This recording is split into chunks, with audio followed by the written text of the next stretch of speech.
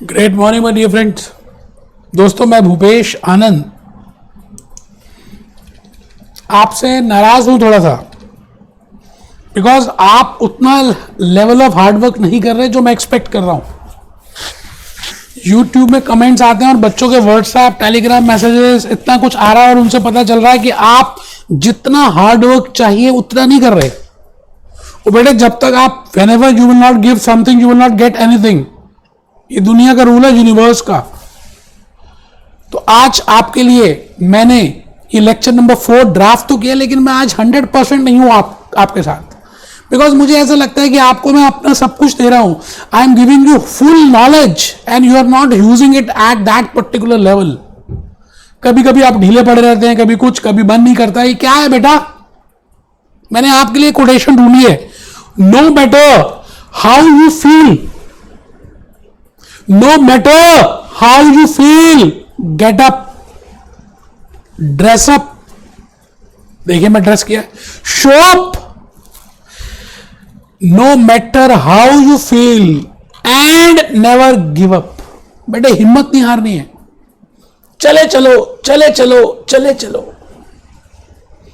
तो इन्हीं बातों के साथ मैं आज का ये जो चैप्टर है बेटे, इसको थोड़ा सा आगे लेके जा रहा हूं।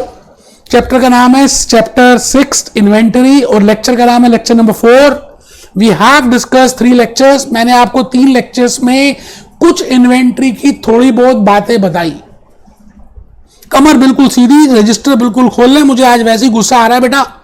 प्लीज सब कुछ ठीक तरह से बैठें और व्हाट्सएप को बिल्कुल क्लोज करें, वाइब्रेशन साइलेंट मोड में डाल दें मोबाइल को और मेरी बात को ध्यान से सुने, बिकॉज आज का ये जो लेक्चर नंबर 4 है, अगर आपने इसको ध्यान से नहीं सुना, क्योंकि मैंने बड़ी सारी बातें मिक्स करनी है, तो लेक्चर 5, 6, 7 में तो आज ही का हम प्रैक्टिकल पार्ट करने वाले हैं। तो आज एक थ्योरी है जो मैंने बतानी है बेटे, तो it is very important that you should listen it sincerely. मैं भूपेश आनंद आपके सामने आज खड़ा हूं और ये कहना चाहता हूं कि बेटे, हमने इन्वेंटरी की बातें की। That what I mean by inventory.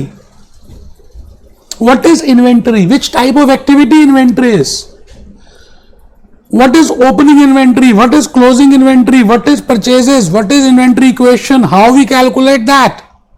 Why we pass adjustment entry for inventory? Why we pass a separate entry for opening stock? Why we pass a separate entry for closing stock? ये सभी बातों को हमने discuss किया last lectures, 3 lectures लगा दिए बेटे। मुद्दा तो अब शुरू हो रहा है, कहानी अभी बाकी है, रात अभी बाकी है। अब स्टार्ट कर रहे हैं बेटे। मैं आज से आपको ये बताने जा रहा हूं that what we have to do in inventory. PPTs बाहर निकालिए जरा एक बार, प्लीज एक बार पीपीटीज बाहर निकालिए जो मैंने पीपीटी आपको दी है। पता नहीं आप में से कितने बच्चों ने प्रिंट आउट भी निकाला हुआ है या नहीं बेटे। मैं अब क्या बताऊं, मेरे को बहुत दुख आता है कई बार। इतना कुछ करने के बाद भी अगर आप ऐसे ढीले बने हुए हैं तो बेटे this is not good. I have told you inventory की डिफरेंट फॉर्म्स बताई थी आपको। मैंने सेल ऑफ गुड्स की बात बताई, फ्लो चार्ट बताया, हमने क्वेश्चंस किए, प्रैक्टिस की, और उसके बाद adjustment entries and I have told you the logic. सब कुछ बताया बेटे। मैं आज भूपेश आनंद आपके सामने वैल्यूएशन ऑफ इन्वेंट्री की बात नहीं कर रहा। No doubt concept number 4 is in regard to valuation of inventory, but आपको मैंने लॉजिकली रिलेशनशिप वाइज बताना है बेटे। उसके बाद हम देखेंगे सभी कुछ मिक्स्ड है, तो सभी कुछ इंटर रिलेटेड है। अभी वैल्यूएशन की बात नहीं कर रहे, मैं आज बात कर रहा हूं inventory cost, that how we can calculate the cost of an inventory.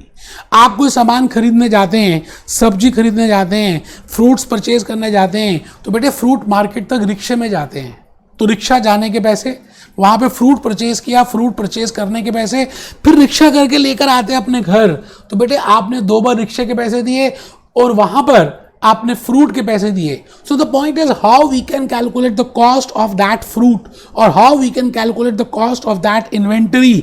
आज हम उसके ऊपर चर्चा करने वाले हैं बेटे। आज का ये जो लेक्चर है आपको बताएगा कि how we can calculate the cost of an inventory, कि इन्वेंटरी की कॉस्ट निकाली कैसे जाती है।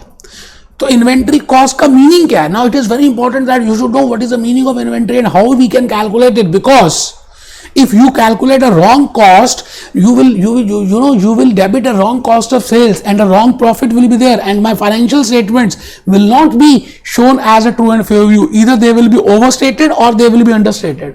या तो वो ज्यादा प्रॉफिट शो करेंगे या वो कम प्रॉफिट शो करेंगे. इसका मतलब आपका जो कॉस्ट है that should be very specific, and you should know which items to be included in that and which items to not be included in that. तो इन्वेंटरी कॉस्ट का मुद्दे के ऊपर हम डिस्कस करेंगे and how we flow that cost. There are different methods for calculating cost. आज हम उन मेथड्स को डिस्कस करेंगे, बट पहले बेसिक मीनिंग समझ लीजिए that what I mean by inventory cost. तो बेटे फर्स्ट पॉइंट आप सभी को लिखना है. अभी हम पीपीटीज में आ रहे हैं. पहले आप लिख लें cost is the basis for inventory valuation because we have to do valuation. हम वैल्यू करने वाले हैं. एक लेक्चर में मैं बताऊंगा कि आपने एक सामान खरीदा था आज से कुछ पीरियड पहले x रुपीस का, x डॉलर्स का, x पाउंड्स का, but the value in the market in today's term is x minus something. So whether we should write down at x dollars or x dollars minus something dollars. So that is nothing but valuation. But I can only compare it, I can only calculate the value if and only if I know that how I can calculate the cost. तो मैं भूपेश आनंद आज आपके सामने खड़ा हूं और ये बताने जा रहा हूं कि what I mean by inventory cost, how we can calculate inventory cost, what is the meaning of inventory cost, what I mean by cost, what are the types of costs which are included in calculating inventory cost and what are the costs which are not included in calculating inventory cost. बेटे उन चीजों को समझना है, रटना नहीं है, logically देखना है. आप मुझे एक चीज बताइए, आपने कोई सामान खरीदा, जब आपने उस सामान को खरीदा तो आपने उसके ऊपर परचेज कॉस्ट पे की. अभी अभी हमने एग्जांपल दिया परचेज कॉस्ट. बेटे एक होती है purchase cost. Purchase cost means the price which you have paid for purchasing those goods, that is named as purchase cost. The amount which you have paid for purchasing those goods, that is named as purchase cost. Now you must have incurred some amount, you must have incurred some transportation cost, you must have paid some carriage, some freight, some import duty for buying that stock. Beta, that is also a part of purchase cost.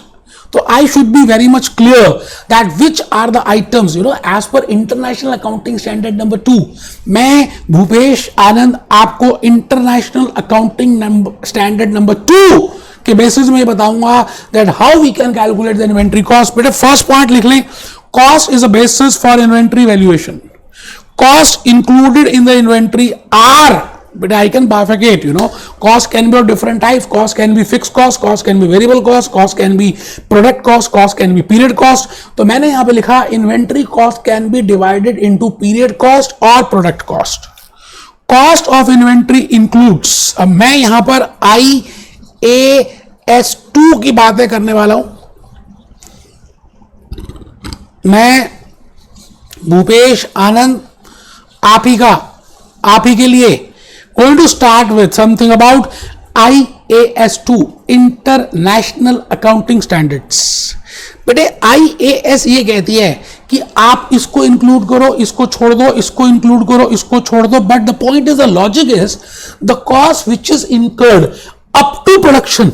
आप ऐसा समझ लीजिए, जो भी cost, logic ये है बेटे international accounting standard board का while drafting IAS2 that all the cost which is up to production, up to the time of finished product, एक बार वो finished product बन गया बेटे उस समय तक जो भी कॉस्ट होगी that we will include while calculating inventory cost. और उसके क्या क्या कंपोनेंट्स हो सकते हैं, उन कंपोनेंट्स को IAS2 ने डिफाइन किया है. पहला कंपोनेंट, सबसे most important component is purchase cost. Purchase cost. When I am purchasing that raw material, when I am purchasing that inventory, how much amount I am paying for that, that is named as purchase cost. तो बेटे purchase cost पहला component लिखें. मैं यहाँ पे था बेटे, ये थर्ड पॉइंट था cost of inventory. Cost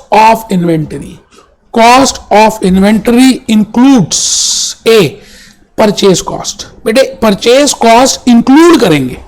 purchase cost के नीचे मैंने लिखा है cost at which inventory is being purchased and it will be inclusive of import duty और फ्रेट, चुंगी, कर, लगान, something you know carriage you have paid, that will, जैसे मैंने कहा था फ्रूट लेने के लिए आपने रिक्शे वाले को हायर किया, so freight paid, import duty paid, on that purchase price, I will say that is purchase cost and inventory cost will include these components and the first component is purchase cost. Second component बेटे conversion cost है. Conversion means आपने एक सामान purchase किया, उसको वैसे थोड़ी बेच लेंगे, आप उसको प्रोड्यूस कर रहे हैं, आप उसको उसकी शेप को चेंज कर रहे हैं, आप उसको कन्वर्ट कर रहे हैं. You are converting raw material to finish goods. जैसे मूंग की दाल का हलवा, छोले भटूरे, बेटे छोले भटूरे का परचेज हम कैसे करते हैं? रॉ मटेरियल मैदा परचेज करते हैं, then we crush it, then we prepare it, then we make bhatura from that and then we sell it. तो जो भी कॉस्ट लगी मैदे से भटूरे तक आने में, मैदे से भटूरे तक आने में, I will say that is conversion cost. Maruti Suzuki बेटे कार्स बनाती है, स्टील की चादरें लेती होंगी बेटे, शीट्स लेती होंगी, steel sheets. They convert those steel sheets in the form of car, then they do some electrical part, component part, motor part and all that, and up to the time of finish good पूरी car बन जाती है बेटे. उस time तक I will say that cost which is being incurred is named as conversion. ACCA बनने के लिए आपने अभी ज्वाइन नहीं किया था, रॉ मटेरियल थे, बिल्कुल स्टार्टिंग थी. Now you have to pay examination fees, you have to pay registration fees, you have to pay video lectures fees, फिर आपको जाना पड़ेगा conveyance, and after clearing professional examination on that particular day you are converted yourself to a professional. तो बेटे मैंने कहा which types of cost to be included in inventory. I will say first component is purchase cost. पहला component तो ये है. दूसरा component conversion, manufacturing cost, labor. बेटे मैनेजमेंट अकाउंटिंग में मैंने आपको पहले बताया that we have 3 basic types of cost, material cost, labour cost, expenses. Material को 2 पार्ट्स में डिवाइड कर सकते हैं, लेबर को 2 पार्ट्स में डिवाइड कर सकते हैं, एक्सपेंसेस को 2 पार्ट्स में डिवाइड कर सकते हैं. Labour means that human effort which is required for converting raw material to finish goods. And production overheads भी हमने डिस्कस किया मैनेजमेंट अकाउंटिंग में, that what I mean by factory department, what I mean by administrative department, what I mean by selling department. बेटे आपने कभी factory देखी है? Factory में कितनी बड़ी बड़ी मशीन्स होती हैं, उन मशीन्स में आवाज आ रही होती है, प्रोडक्शन हो रही होती है, उसमें जो भी डेप्रिसिएशन लगता है मशीन्स में, जो भी इलेक्ट्रिसिटी लगेगी फैक्ट्री में, insurance of that factory, supervisor cost of that factory. I will say that something which is incurred in production department is named as production overhead. That is also related as a conversion cost because it is there. अगर वो ना होती तो फिर बेटे raw material finish goods में convert नहीं हो पाता. So we have to include conversion cost.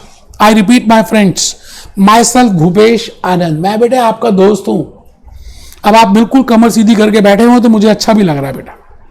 और मैं आपसे ये कह रहा हूं कि इन्वेंट्री कॉस्ट को कैलकुलेट करना इंपॉर्टेंट है बिकॉज अभी हमने वैल्यूएशन करनी है और उस वैल्यूएशन में हम मार्केट प्राइस और कॉस्ट को कंपेयर करेंगे. बट पहले आपको कॉस्ट तो पता हो, तो मैंने कहा IAS 2 के बेसिस में I will calculate that cost. और उस कॉस्ट के कुछ कंपोनेंट्स हैं. पहला कंपोनेंट है परचेज कॉस्ट, दूसरा कंपोनेंट है कन्वर्जन कॉस्ट. बेटा तीसरा कंपोनेंट है all other cost incurred to bring inventory into present location and condition. और कोई भी दूसरी कॉस्ट जो इनकर हुई, जो खर्च हुई उस इन्वेंट्री को प्रेजेंट लोकेशन में लाने के लिए. Present location and condition. मैंने एग्जांपल लिखा नीचे कि बेटे गुड्स जब प्रोड्यूस हो जाती हैं तो आप उसको वेयर हाउस में स्टोर करते हैं, बट आप बेचते कहां पर है? शोरूम में.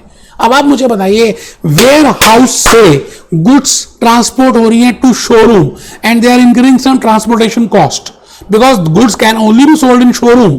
गुड्स बेटे शोरूम में बिक सकती है, बट वेयर हाउस से up to showroom they are incurring some transportation cost. So that cost is named as any other cost. That is not a purchase cost, that is not a conversion cost, but it is any other cost which is incurred for converting that raw material, that goods to present condition. जो present condition में लाने के लिए हुई उसको हम कहते हैं बेटे, उसको हम कहते हैं एनी अदर कॉस्ट। तो आप बात समझ गए हैं। एज पर IAS 2 ये 4 कॉस्ट हम इंक्लूड नहीं करेंगे, नहीं नहीं कभी नहीं बेटे। MCQs MTQs ऑल भरे पड़े हैं। एबनॉर्मल लॉस ACCA करने के लिए जनरली हम कहते हैं 2 और 2.5 ईयर में सब बच्चे क्लियर कर लेते हैं। अगर आप और लेट लगाते हैं तो इसका मतलब आप एबनॉर्मल है। इट मीन्स लॉस होता है। There are 2 types of loss, one is normal loss, second is abnormal loss. But if you are taking more time to clear ACCA examination, it means either you are not doing hard work और you are below intelligence, you are a special student like Ishan.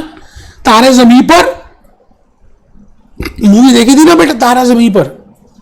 तो abnormal loss आपकी mistake से हुआ है, आपकी गलती से हुआ है।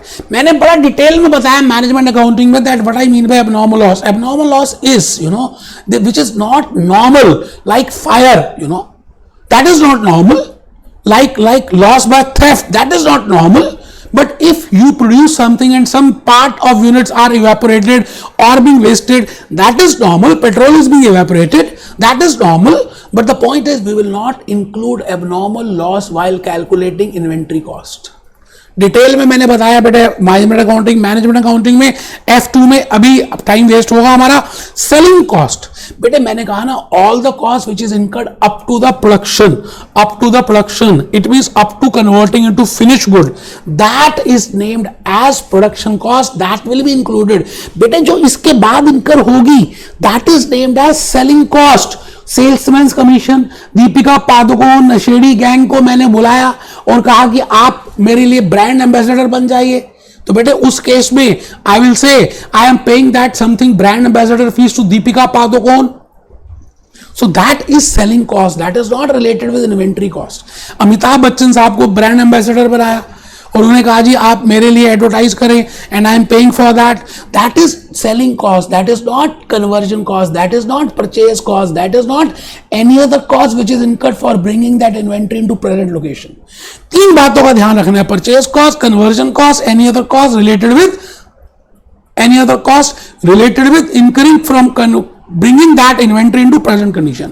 तो बेटे एबनॉर्मल लॉस नहीं लेंगे, सेलिंग कॉस्ट नहीं लेंगे, स्टोरेज कॉस्ट भी नहीं लेंगे। स्टोरेज क्या होती है बेटे? स्टोरेज वो होती है जब आपने फिनिश गुड्स कन्वर्ट कर दिए, फिनिश गुड्स बन गए, अभी सामान बिका नहीं, अभी बिकना बाकी है। वेयर हाउस, जनरली हम वेयर हाउस कॉस्ट को बोलते हैं स्टोरेज कॉस्ट। बट मैंने एग्जांपल लिखा है बासमती राइस। आपको पता है बासमती राइस को जितना ज्यादा आप स्टोर करते हैं उसकी वैल्यू उतनी बढ़ती है। Now this storage cost for basmati rice is a cost which is incurred in converting it. Repeat कर रहा हूं बेटे, ब्लैक ग्रेप्स की जो वाइन है सबसे महंगी मिलती है जो जितनी पुरानी होती है। बासमती राइस भी जितने पुराने होते हैं, घर में पूछना चावल, उतनी ज्यादा वैल्यू होती है। तो बासमती राइस को हम जान के स्टोर करते हैं कि उनकी वैल्यू इंक्रीज हो जाए। So storage cost incurred for basmati price is no doubt a inventory cost, but that is exceptional case. Normally, we do not include any storage cost while calculating inventory cost. We do not include abnormal loss. We do not include selling cost. We even do not include administrative overheads. आप ACCA बनेंगे, आप tie पहनेंगे जैसे मैंने पहनी है, office में बैठेंगे, अकाउंट्स लिखेंगे, ऑडिट करेंगे. Your salary which is being paid to you by your company, that will be named as administrative overheads. That is also not a part of inventory. Inventory में क्या क्या लेना है? 3 ही बातें लेनी है, purchase cost, conversion cost, any other cost related from bringing that inventory into present location. बस बेटे, उम्मीद है आपको मेरी बात समझ आ चुकी है. मैं भूपेश आनंद आज के इस लेक्चर में ये आपको बता रहा हूं कि that how which type of components are to be included in inventory cost. अब सवाल ये आता है कि आप गुड्स खरीद रहे हो बेटे, एक बार थोड़ी खरीदते हैं. आपके घर में जो सब्जियां आती हैं, क्या एक ही दिन ले आते हो 30 डेज की, या रेगुलरली जाते हो? कभी आज गए, फिर आफ्टर 5 डेज गए, फिर 3 डेज गए, फिर 8 डेज गए, फिर गेस्ट आने. एज पर द रिक्वायरमेंट आप फ्रूट्स, वेजिटेबल्स, क्लोथ्स परचेज करते रहते हो. इट मीन्स आप एक साथ सारे नहीं खरीदते. अच्छा, मुझे एक चीज बताओ बेटे, आप जो वेजिटेबल्स परचेज करने जाते हो, सपोजिंगली 1 जनवरी को परचेज करने गए या first day of any month गए, तो उस दिन एप्पल का कुछ प्राइस होगा. 5th को दोबारा गए, उस दिन भी एप्पल्स लिए आपने, एप्पल्स का उस दिन सेम प्राइस हो भी सकता है, नहीं भी हो सकता जो आपने फर्स्ट को इनकर किया था. It means every day on the basis of demand and supply, the prices of the commodities or the prices of the inventory are being changing. बेटे वो बदलते जा रहे हैं ना डिमांड और सप्लाई से. इसका मतलब आप आज वही सामान किसी रेट में परचेज करेंगे, कल वही सामान किसी रेट में हो सकता है. After a week that the same goods can be at different rate. Now again यहां पे एक प्रॉब्लम आ जाएगी बेटा. प्रॉब्लम ये आएगी that how we can calculate inventory cost. Because अगर सारे यूनिट्स एक ही रेट के होते तब तो कोई प्रॉब्लम ही नहीं थी. We can easily calculate the inventory cost, we can easily calculate the purchase cost. But यहां परचेज कॉस्ट में डिफरेंस आ रहा है. Because some units are purchased at a different rate, some units are purchased at a different price, some units are purchased at a different price, at a different moment of time. Now the point is how we can calculate that cost or which should be the flow. उसमें flow क्या adopt करें हम, cost flow क्या होना चाहिए.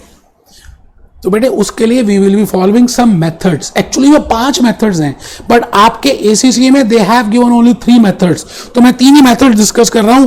आइए बेटे पहले एक बार लिख लें. मैं बड़ा प्रैक्टिकली समझाने वाला हूं आपको, लॉजिकली बताने वाला हूं. बड़ी मेहनत से मैंने ये स्लाइड्स प्रिपेयर किए.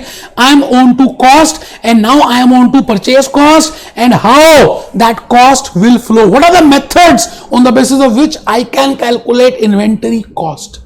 तो बेटा 3 मेथड्स करने हैं, बड़े सिंपल है. Methods for calculating inventory cost, और I can also say inventory cost flow methods, because I am also teaching for CFA students. तो सीएफए लेवल 1 में हम इसको बोलते हैं इन्वेंट्री कॉस्ट फ्लो मेथड, की how cost will flow with in that period. So for that there are different methods, but as per ACCA F3 I will be discussing 3 methods. पहले method का नाम है यूनिट कॉस्ट या specific identification method. मेरा प्यारा बेटे सबसे अच्छा. दूसरा बेटे FIFO, first in first out. Generally अगर क्वेश्चन साइलेंट है, हीरो हीरोइन से कुछ भी नहीं कह रहा, आंखों ही आंखों में इशारा हो गया, तू मेरी हो गई मैं तेरा हो गया. बेटे we generally follow first in first out even if question is silent. I repeat, question कुछ नहीं कहता तो हम हमेशा first in first out method ही फॉलो करते हैं. ये बड़ा ही अच्छा मेथड है. एज पर दिस मेथड जो यूनिट्स हमने पहले खरीदे थे उनको हम पहले सेल करते हैं या इशू करते हैं. This is the logical method. जो मैंने आपको एग्जांपल दिया था लेक्चर 3 में, जो दूध आपके रेफ्रिजरेटर में है, लास्ट पिछले दिन, लास्ट डे, सैटरडे नाइट, तो संडे मॉर्निंग में जब आप उठेंगे, when you want to have a cup of tea, तो मिल्क कौन सा यूज करेंगे पहले? बेटे जो पहले लास्ट डे का सैटरडे नाइट का पड़ा था. Saturday night is equal to Sunday morning. So we always assume first in first out. हम आज संडे को जो दूध परचेज किया हम उसको बाद में यूज करेंगे, पहले पुराने वाला दूध यूज करेंगे. तो बेटे this is the logic in first out, that we always issue, we always sell those units which are received पहले. देखेंगे तो आप नाम लिखे ना, बाकी टेंशन मेरी है जी. Methods of calculating cost of inventory, unit cost के साथ लिख दें specific identification, first in first out. Weighted average cost में मैंने 2 ब्रांचेस बनाई हैं, अभी डिस्कस करेंगे. One is periodic and second is perpetual, continuous. अभी देखते हैं बेटे what I mean by periodic weighted average cost and what I mean by continuous weighted average cost. आप लिख लें बेटे, बस फिर मैं अपनी कहानी शुरू करूंगा. मैं Bhupesh Anand, methods of calculating the cost, purchase cost बता रहा हूं. मैंने आपको रीजन बताया, जो परचेज मैंने किया that is not purchase at a single moment of time, that is being purchase at different intervals of time, and because of demand and supply the unit prices are different, and hence I should know that which method I should follow for calculating inventory cost. And I have told you, as per ACCA there are 3 methods. One is unit price, second is FIFO, and third is weighted average. Within weighted average we have divided into 2 parts. One is periodic weighted average cost and second is continuous weighted average cost. बस बेटे आराम से, कोई मुश्किल नहीं है. मैंने बस एक छोटा छोटा एग्जांपल ले रहे हैं और तीनों मेथड्स को बताना है. प्रैक्टिकल क्वेश्चंस, इलस्ट्रेशंस तो हम लेक्चर 5 में डिस्कस करने वाले इनके ऊपर. आपको एक ट्रेलर दे रहा हूं बेटे. मैंने कहा यूनिट स्पेसिफिकेशन. यूनिट स्पेसिफिकेशन का मतलब क्या है कि पहले जमाने में एक फैमिली में बड़े सारे ब्रदर सिस्टर होते थे, बच्चे ज्यादा हुआ करते थे, तो बेटे सबका साइज अलग अलग होता था, सबका साइज मीन्स शर्ट का, ट्राउजर का, फ्रॉक का। तो वो टेलर के पास जाते थे, अपने साइज के हिसाब से क्लोथ को स्टिच कर लेते थे। बेटे आजकल रेडीमेड जमाना आ गया है, आप वैन हुसैन देखिए, ली कूपर देखिए, एलन सोली देखिए, fix size, fix price, fixed configuration, फिर आप अपने आप बाद में ऑल्टर करा लो। तो मैं आपसे ये कह रहा हूं, स्पेसिफिक आइडेंटिफिकेशन का मतलब है कुछ गुड्स, कुछ इन्वेंट्रीज हमने उस एक पर्टिकुलर जॉब के लिए ही खरीदी है, खास उसी जॉब के लिए, खास उसी के लिए मटेरियल परचेज किया है, स्पेशल पर्पस के लिए, स्पेशल गुड्स के लिए, स्पेशल जॉब के लिए। बेटे तो उस केस में we will always follow unit price method और specific identification price method. I repeat my golden words, पहले लिख लेते हैं, unit price slash strategic identification method. बेटे मैंने पीपीटीज बनाई है, आपको अभी शो की है, अभी हम देखेंगे, बट मेरा मन है कि आप ये एक दो हैंड रिटन स्लाइड्स बना लीजिए, मुझे अच्छा लगेगा। बेटे और क्या है, प्यार ही तो है, आप मेरे से इतने दूर हैं, मैं प्यार ही तो कर सकता हूं आपसे। लिखिए, unit cost specific identification method in case inventory is individually distinguishable. अगर एक इन्वेंटरी दूसरी इन्वेंटरी से डिस्टिंग्विश की जा सकती है, जैसे एक रेस्टोरेंट है बेटे, वो पाव भाजी भी बनाता है, पाव भाजी और पिज्जा भी बनाता है। अब बेटा पिज्जा के लिए वो पिज्जा बेस लाता है, पाव भाजी के लिए पाव लाता है, सब्जियां लाता है। तो बेटे I can easily identify that pizza base is for pizza shop and pav bhaji is for पाव भाजी काउंटर, उसके दो काउंटर हैं। तो मैं कहूंगा इसको बोलते हैं स्पेसिफिक आइडेंटिफिकेशन। उसने दो जॉब्स करनी थी, दो जॉब्स के लिए कुछ स्पेशल मटेरियल चाहिए था, special quantity, special material, special quality, special size. तो बेटे अगर हम डिस्टिंग्विश कर सकते हैं उसकी के लिए है, तो इसको हम बोलते हैं स्पेसिफिक आइडेंटिफिकेशन। ए पार्ट लिख रहे हैं, in case inventory is individually distinguishable end of high value. Diamonds के केस में भी एग्जांपल दूंगा। Suppose a business entity has opening stock as on 1st January, मैंने ईयर नहीं लिखा, 500 यूनिट 12 रुपए के हिसाब से, $12, 12 पाउंड, 12 कुछ भी एज्यूम करते हैं। बेटे बड़ा इंपॉर्टेंट एग्जांपल है, अगर आपने ये समझ लिया ना तो आप लॉजिकली समझ जाएंगे what is the meaning of specific identification price method. Suppose करते हैं ओपनिंग स्टॉक 500 यूनिट का है $12 के हिसाब से, इसका मतलब अगर आप इसकी कॉस्ट कैलकुलेट करें तो $6000 आ जाएगा। ठीक है जी, ओपनिंग स्टॉक जो है ना वो कह रहे हैं जॉब नंबर 215 का है, इसका मतलब हमने this stock we have specifically purchase for a particular job and the name of that is job number 215, we have purchase for that only, और कहीं यूज ही नहीं हो सकता। ठीक, आगे चलते हैं। नेक्स्ट आपको और इंफॉर्मेशन दिया है, suppose the year purchase for specific inventory for job. अब एक दूसरी जॉब भी थी, हमारे यहां पर बड़ी सारी जॉब चल रही है, हम L&T हैं, लार्सन एंड टोब्रो हैं, एक कहीं काम चल रहा है, एक प्रोजेक्ट कहीं चल रहा है। Let that name of that job is 215 और 216। 216 के लिए हमने एक स्पेसिफिक मटेरियल परचेज किया eight the rate of $18 per unit. Now, in this case, we get request for the issue of inventory for job number 215. आप ये बताइए, अब मेरे को जॉब नंबर 215 के लिए रिक्वेस्ट आया कि भैया वो मटेरियल जो आपने हमारे जॉब के लिए खरीदा था, क्योंकि हमारे को स्पेसिफिक मटेरियल चाहिए था, स्पेसिफिक प्राइस का चाहिए था, स्पेसिफिक साइज का चाहिए था, और जो आपने ऑलरेडी परचेज कर लिया है, प्लीज हमें इशू कर दो। तो बेटे at that time we will calculate the purchase cost on the basis of unit cost और स्पेसिफिक कॉस्ट। इसका मतलब जॉब नंबर 215 के लिए जो मैंने इन्वेंट्री परचेज की थी और जो भी रेट लगाया था, लेट इट बी $12, तो I will calculate the cost, purchase cost on the basis of $12 per unit, because I can easily identify it. गधे और घोड़ों को मैं अलग कर सकता हूं, इसलिए मैं वही प्राइस लगाऊंगा। ठीक है जी, नेक्स्ट मेथड की बात कर रहे हैं, मैं आ गया जी FIFO, first in first out. First in first out बड़ा ही प्यारा सा मेथड है जी। चॉकलेट, मैं इसको चॉकलेट बोलता हूं। बेटे एक मूवी आई थी करीना कपूर की, chocolate. I say this as a chocolate method. Step नहीं है, कोई मेथड नहीं है तो हम इसको लगाएंगे, क्वेश्चन साइलेंट है तो उसको लगाएंगे, लॉजिकल मेथड भी यही है, फर्स्ट इन फर्स्ट आउट। जो मटेरियल पहले खरीदा उसको पहले बेचेंगे, उसको पहले इशू करेंगे, सिंपल सा लॉजिक है। जो बाद में खरीदा बाद में इशू होगा, पहले लिख लेते हैं first items of inventory received are assumed. बेटे अकाउंट्स में हम अजम्पशंस लेते हैं, प्रिजम्पशंस लेते हैं, मान्यताएं हैं। Are presume to be first one sold. बेटे जो पहले खरीदी उनको पहले ही हम बेचते हैं, जो पहले खरीदी हम पहले बेचते हैं, ऐसा मान के चलते हैं और होता भी ऐसा ही है। मैंने जब जब आपको मिल्क का एग्जांपल दिया, मॉर्निंग टी का एग्जांपल दिया, मैंने फिफो यूज किया, ठीक है जी। Cost of closing inventory is cost of most recent purchases of inventory. हम एक केस स्टडी से एक्सप्लेन करूंगा कि मैं ये क्या कहना चाहती। What I want to say here that cost of closing stock will be the cost of the most recent purchase inventory.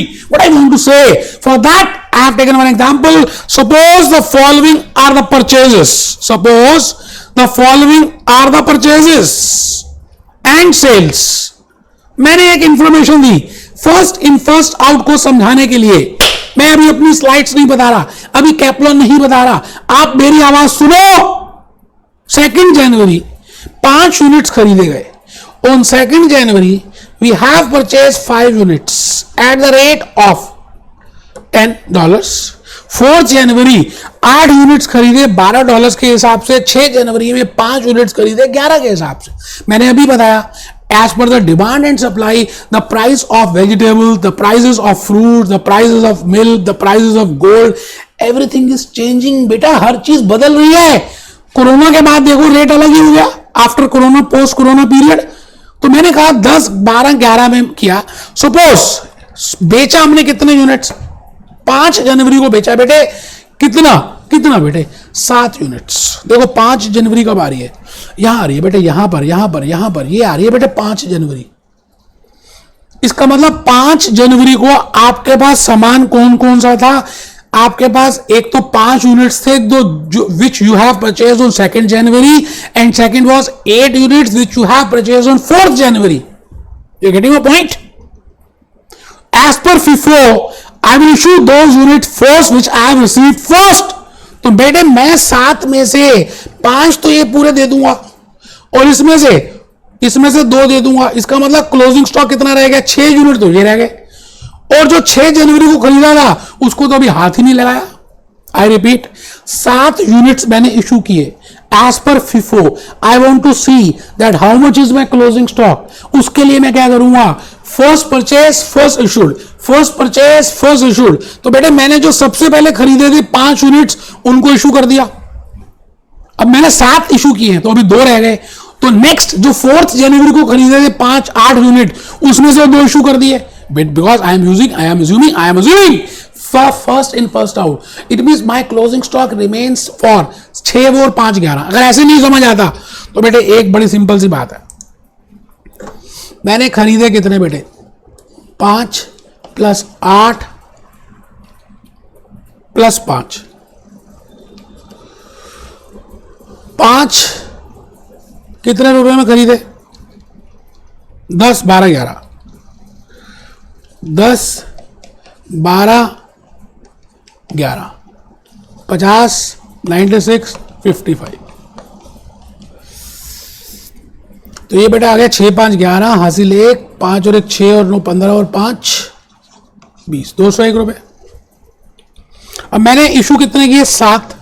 तो बेटे 5 तो ये इशू कर दिए, 2 इसमें से कर दिए। तो 5 × 10 और 2 × 12 तो 50 और 24 ये बेटे मैंने इशू कर दिए।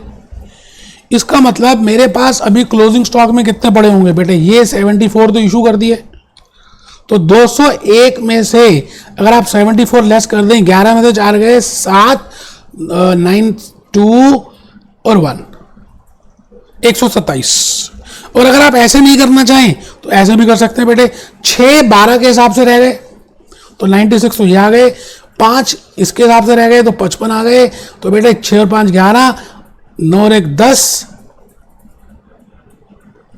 72 72 बेटा ये 72 है, ये 55 है, 5 और 2 7 7 और 5 12। कुछ गलती हो रही है बेटा। 10 12 11 10 12 11 5 8 5 5 8 है बेटा, मैंने यहाँ गलत किया है 5, अच्छा 5 8 5 ठीक है। 10 11 5 8 एंड से यहाँ तो नहीं गलती कर दी बेटे। 55 201 ठीक है। अच्छा 2 7 7 24 50 74 7 2 127। तो बेटे 127 ही आ रहा है। हाँ बेटे ठीक है 127 ही आ रहा है। मेरे को थोड़ा सा कुछ लगा कि यार 127 नहीं है। तो बेटे मैं आपसे ये कह रहा हूं कि इसको पूरा हम डिस्कस करेंगे at the time of lecture number 5, जब मैं प्रैक्टिकल इलस्ट्रेशंस और क्वेश्चंस कराऊंगा। मैंने आज ट्रेलर देना था that what I mean by inventory cost, what are the components of inventory cost and what are the cost flow methods within that inventory. बेटे अब लास्ट मेथड रह गया है वेटेड एवरेज। अच्छा आपने बचपन में एवरेज का नाम तो सबने सुना हुआ है। बेटे एवरेज दो तरह की होती है ये भी पता है, एक सिंपल एवरेज और एक वेटेड एवरेज। सिंपल का मतलब सच में सिंपल होती है, वेटेड का मतलब कुछ उसमें हमें क्या कुछ गुणा multiply and then we have to calculate the weights और फिर कुछ करना पड़ता है। तो बेटे I will be following weighted average price method और ये आपके एग्जामिनेशन के लिए बड़ा इंपॉर्टेंट है, इसलिए कमर सीधी करके बैठ के लिखे। 5 मिनट की बात रह गई है।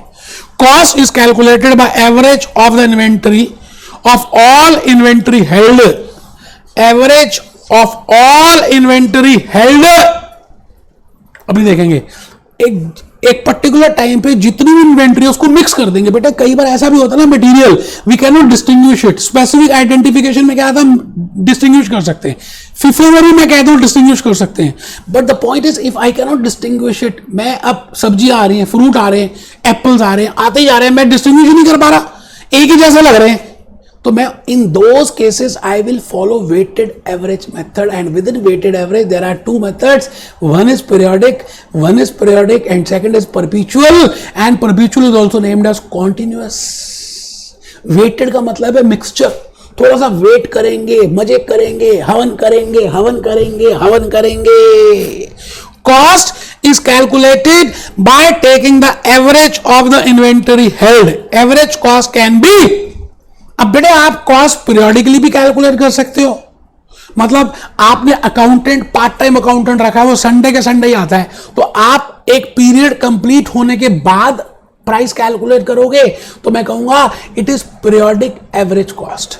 But if you calculate you prepare a store laser, अभी मैंने स्टोर लेजर नहीं बताया, नेक्स्ट लेक्चर में बताऊंगा। स्टोर लेजर बनाते हो, हर एक एंट्री के बाद you calculate a new price, that is named as continuous weighted average price और perpetual weighted average price। अभी ऐसे ही चित्र बना लें जो मैंने बनाया है।